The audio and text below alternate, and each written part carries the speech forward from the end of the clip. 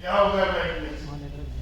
لیکن اس کی اہمیت اس دن پتہ چلے گا جب ہمارے جسموں سے روح الگ ہوگا اور وہ قبر کے کھاڑی میں ہوں گے. اس وقت ہمیں پتہ چلے گا کہ اگر ہم مجلس میں بیٹھ گئے ہوتے اللہ اس کے رسول صلی اللہ علیہ وسلم کی ایک سنت پہ بھی عمل کرنے والا ہو جاتے تو کامیاب. صحابہ رضی اللہ تعالی عنہ مجمعین کے اندر یہ بات تھی. اگر کوئی مجلس ہوتا وہاں جاتے سنتے اور پھر اس پہ عمل کرنے کی کوشش کرتے. کوئی سنت بتاتا تو اس پہ عمل کرتے کوشش کرتے. ایک صحابی کے بارے میں آتا ہے میرے آقا جناب محمد رسول اللہ صلی اللہ علیہ وسلم نے فرمایا میری سنت یہ ہے بیچ سے مانگ نکالنا. یعنی بال جو ہم چاہتے ہیں بیچ سے ہو. وہ صحابی کا بال بالکل کھڑا تھا.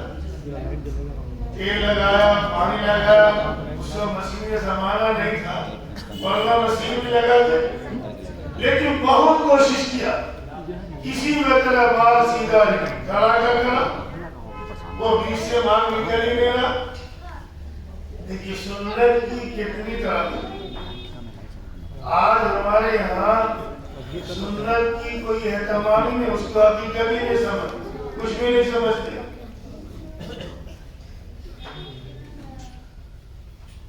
صحابہ اس سنت پہ اس طرح عمل کرتے تھے جس طرح فرض نماز کو پڑھتے ہیں.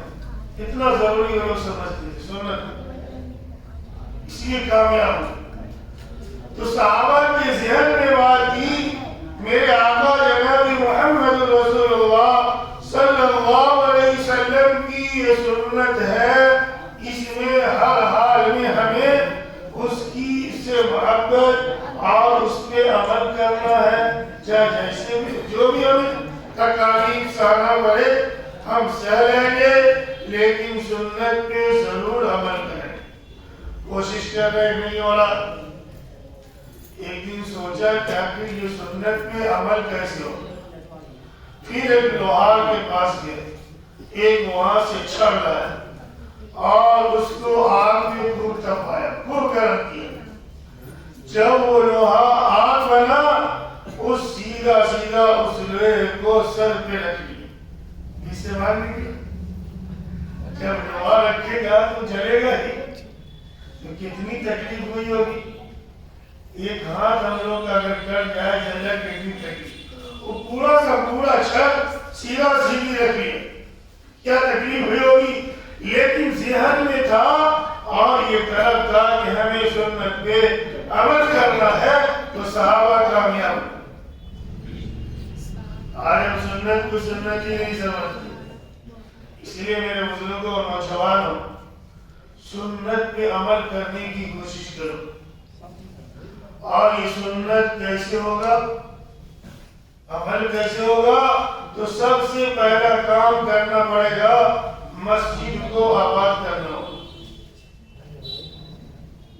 اس لیے جو آپ ادھر ادھر وقت گنوا دیتے ہیں اگر چند منٹ مسجد میں بیٹھ جائیں گے اور کسی نے پوچھے کہ یہ تعلیم ہوتی کہ میرے آقا جناب محمد رسول اللہ صلی اللہ علیہ وسلم کی سنت کیا بتائیے.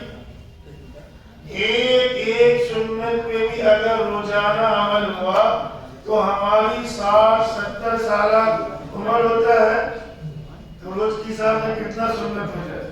مہینہ ہی میں 30 کو سنت ہو جائے ہوگا. 30 کو سنت میں عمل ہوگا تو ہمارا عمل بھی تو ویسا ہی ہو جائے. اس لیے فرمایا میرے آقا جناب محمد رسول اللہ صلی اللہ علیہ وسلم نے حضرت انسان سب سے پہلے مسجد کی آبادی کو بڑھاؤ.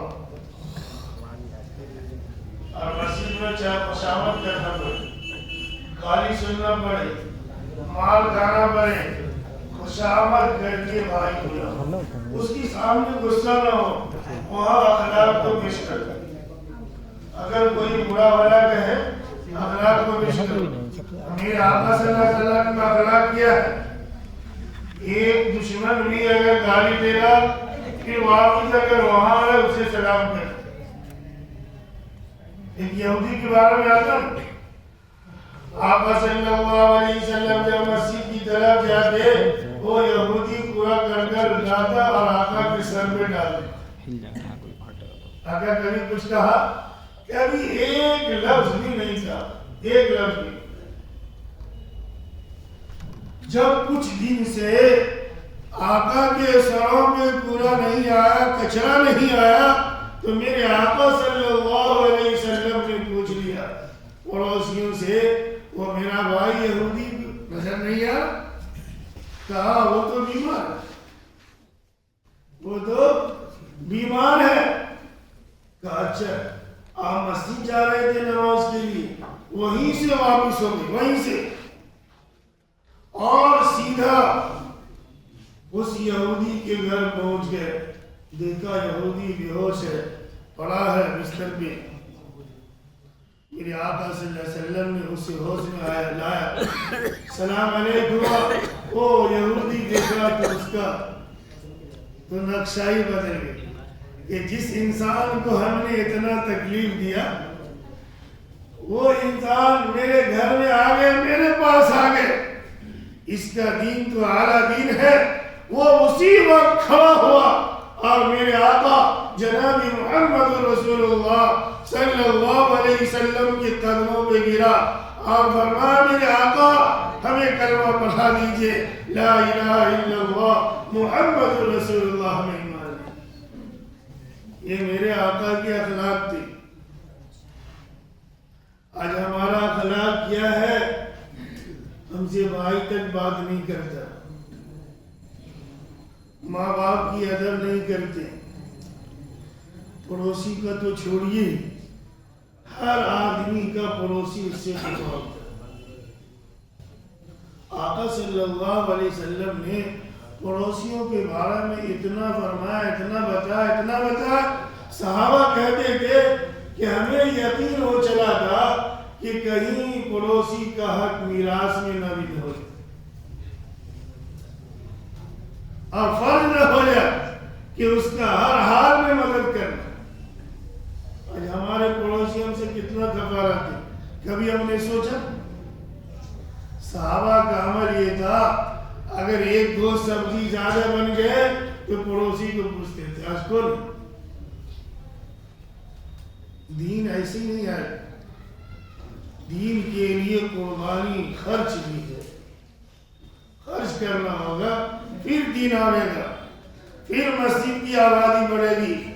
اور جب یہ کام نہیں کریں گے مسجد کی آبادی گھٹے گی, اور جب مسجد کی آبادی گھٹے گی تو اللہ پریشانیاں ڈالیں گے, بیماری کو پیدا فرمائیں گے.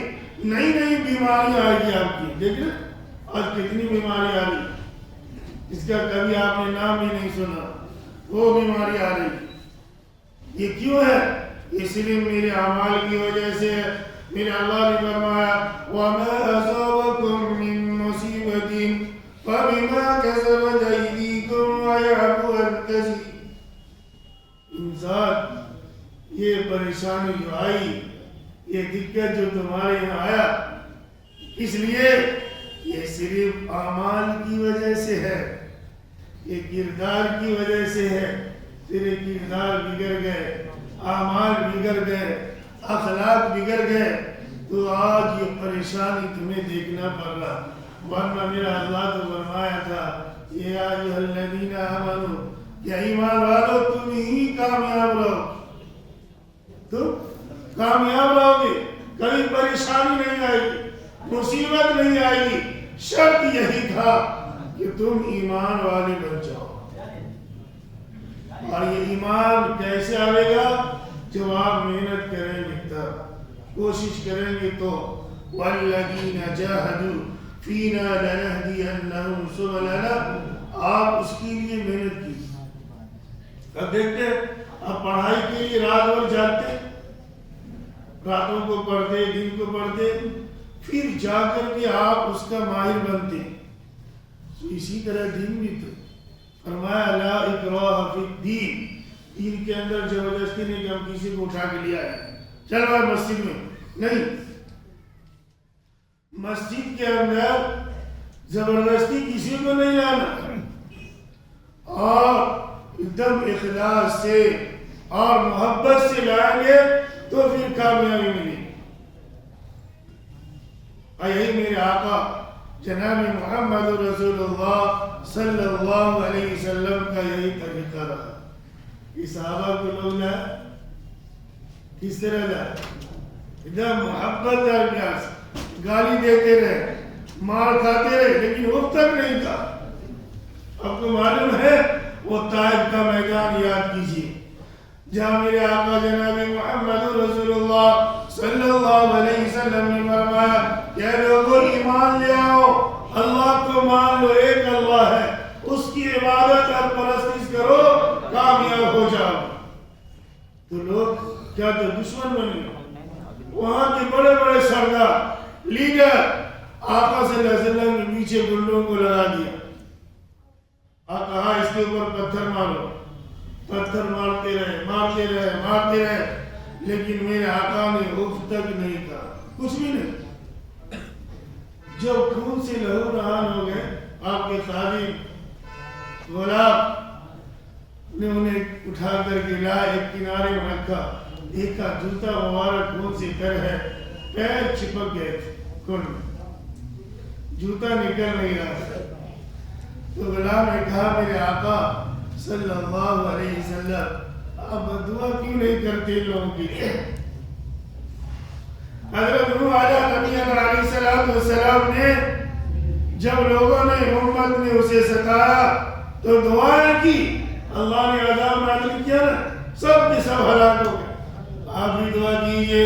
تو میرے آقا صلی اللہ علیہ وسلم نے ہاتھ کو اٹھایا، غلام بہت خوش ہوئے، اور لیکن میرے آقا نے فرمایا اے میرے اللہ یہ لوگ ہمیں جانتے نہیں، پہچانتے نہیں، لیکن ہمیں یقین ہے یہ آنے والی نسل ان کی ہمیں ماننے والی بنی گی، اس لیے میرے اللہ انہیں ہدایت دیجیے، انہیں کیا دیجیے؟ ہدایت دیجیے۔ آج ہمارا حال کیا؟ ہمارا بھائی ہم سے خفا ہے، ہم کبھی گئے ان کے پاس کہ بھائی ہم سے غلطی ہوئی، چل میرے ساتھ رہو، جو بھی غلطی ہوئی معاف کر دو، جو بھی غلطی۔ آپ اگر اپنے بھائی کے پاس جائیں نا اور کہہ دیا کہ ہم سے غلطی ہو گئی بھائی، دیکھیے بھائی معاف کر دو، ساتھ ہو جائے۔ اتحاد ہی سب سے بڑی دولت ہے۔ صحابہ رضی اللہ تعالی عنہم اجمعین کہاں کہاں سے آئے، کوئی جگہ سے آ رہے، لیکن جب آپس میں ملتے تھے تو پھر جو ہے ایسا لگتا تھا کہ لوگ بھائی ہیں، سگا بھائی۔ یہاں تک کہ جائیداد میں بھی اس نے حصہ دیا، تیار تھے دینے کے لیے، میری جائیداد فلاں جگہ میری زمین جا کر کے لے لو، میرے دو بیوی ہم ایک کو طلاق دیتے ہیں، ایک سے تم شادی کر۔ آج کوئی نوجوان ایسا ہے؟ یہ دین ایسے نہیں آئے۔ یہ دین جب تک آپس میں محبت نہیں ہو، اور سب سے بڑا خدا جو ہم لوگ دل میں پالے ہیں وہ کیا ہے؟ کینہ اور حسد۔ یہ بہت ہے، ہم نمازی ہیں، امام ہیں، لیکن میرے اندر اتنا کینہ بھرا لوگوں کے لیے، بغض ہے۔ نماز تو پڑھتے ہیں لیکن پڑھنے سے کوئی فائدہ نہیں ہوتا، اتنا خدا کو پالی، اس کو کینہ کو ہم نے خدا مان، جو وہ کہے گا وہی ہو۔ ایک مرتبہ میرے آقا صلی اللہ علیہ وسلم واز فرما رہے، ایک بوڑھا شخص سامنے دروازے سے ہاتھ میں جوتا لیا ہوا آیا، چہرے پہ وضو کے پانی ٹپک رہے، فرمایا میرے آقا صلی اللہ علیہ وسلم نے صحابہ جسے جنتی دیکھنا ہو، جنتی لوگوں کو دیکھنا ہو، ان لوگوں کو دیکھ لو۔ تو صحابہ نے پیچھے بلند کے دیکھا، ایک بڑا شخص ہے جس کے ہاتھ میں جوتے ہیں، وضو کے پانی ٹپک رہے۔ پھر دوسرے دن میں فرمایا وہی بڑا شخص، تیسرے دن میں فرمایا وہی بڑا شخص۔ صحابہ کو پتا تھا یہ بڑا شخص کے بارے میں جنت کی بشارت دے رہے میرے آقا صلی اللہ علیہ وسلم نے. حضرت ابو ہریرہ اتنے بڑے حدیث کے راوی ہیں, کئی لاکھ حدیث یاد ہے. فرمایا ہمارے بارے میں کیوں نہیں میرے آقا صلی اللہ علیہ وسلم نے فرمایا جبکہ ہمیں کئی لاکھ حدیث یاد ہے. تو حضرت ابو ہریرہ نے سوچا اس بوڑھے میاں کا عمل کیا ہے, چل کر کے دیکھا جائے. جب ان کے ساتھ میں کہا بھائی ہم تو مسافر ہیں, تو 3 دن قیام کرنا چاہتے, تھوڑا شک مہمان نواز تھا اپنے گھر لے گیا, کہا کہ رہو 3 دن رہے. 3 دن میں کوئی ایسا عمل نہیں تھا جس سے ظاہر ہو جاتا کہ اس عمل کی وجہ سے جنتی کا. تیسرے دن حضرت ابو ہریرہ نے فرمایا بڑے میاں آپ کا آخر عمل کیا ہے جو میرے آقا صلی اللہ علیہ وسلم نے آپ کو جنتی کہا؟ کیا تم نے دیکھا نہیں کوئی عمل ہے؟ بس وقت پہ نماز پڑھ لیتا ہوں اور سنت کے طریقہ پہ سوتا ہوں, دیکھا بھی ہے. عشاء کی نماز پڑھ کے آیا اور اگر وضو نہیں ہے تو وضو کیا اور وضو کے بعد تحیۃ الوضو کی نماز پڑھی اور بستر پہ آیا تو کہا اللہم بسمک آمنت وآخر دعوانا الحمدللہ.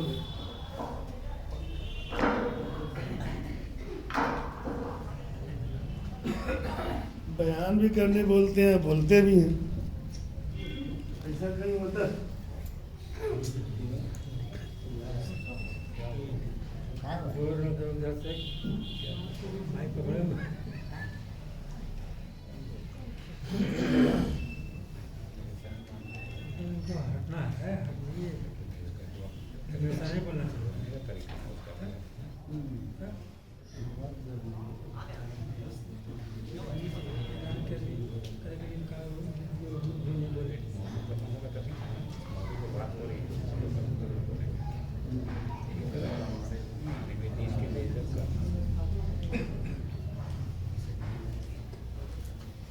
السلام علیکم.